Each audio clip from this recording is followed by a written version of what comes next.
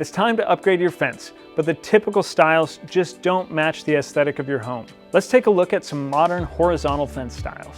The horizontal fence just takes the standard vertical fence boards and flips them sideways.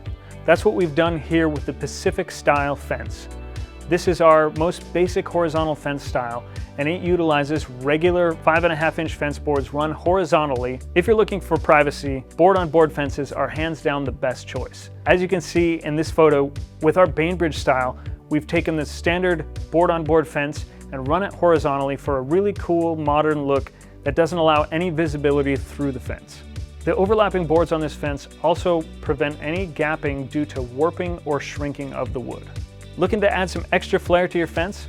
By varying the widths of the fence boards, you can get some really interesting styles, like this Leavenworth style fence that we've installed for a customer here in the Portland area. By alternating the widths of the boards, we've created a modern style that will withstand the test of time.